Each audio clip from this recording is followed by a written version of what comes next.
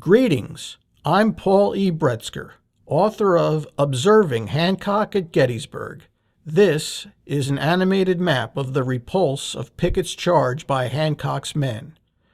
We pick up the action at the moment 3 July 1863, when Pickett's charge had reached point-blank range in front of Hancock's 2nd Corps.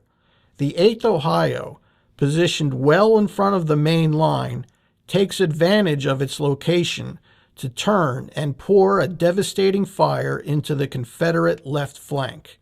The 126th New York makes a similar maneuver.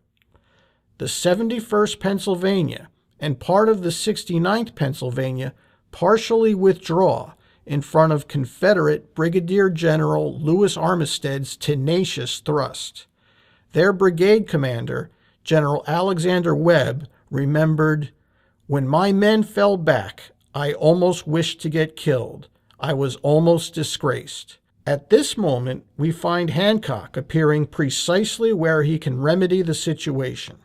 Colonel Arthur Devereux's 19th Massachusetts is in reserve. The colonel remembered, there, looking the very embodiment of the god of war, rode Hancock the Superb.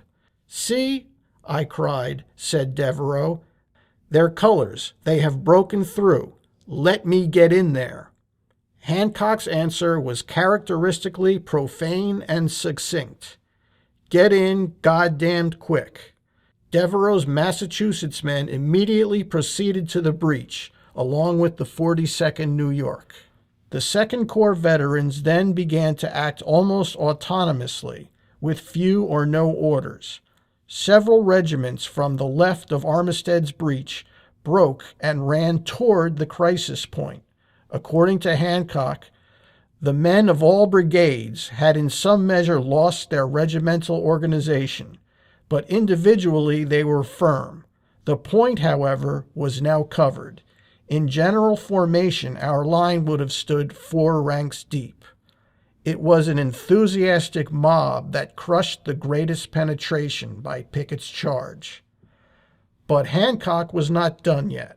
He saw the 1st Corps Vermont Brigade, which had come to his aid the previous evening. It, like the 8th Ohio, was positioned somewhat in front of the main line, but on the left. He rode toward it to get it to advance, turn, and pour a destructive fire from the left as the 8th Ohio had done from the right. Their starting position is outside the frame of this map. They executed the maneuver, but their commander, General George Stannard, argued that he had ordered the deployment before Hancock. Regardless, a bullet struck Hancock in the groin in this moment of triumph. He narrowly survived, but the wound severely agitated him for the rest of his days.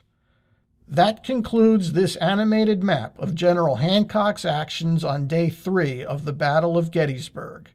I'm Paul E. Bretzker, author of Observing Hancock at Gettysburg. If you missed similar animated maps from Days 1 and 2, please find them either on this page or at YouTube.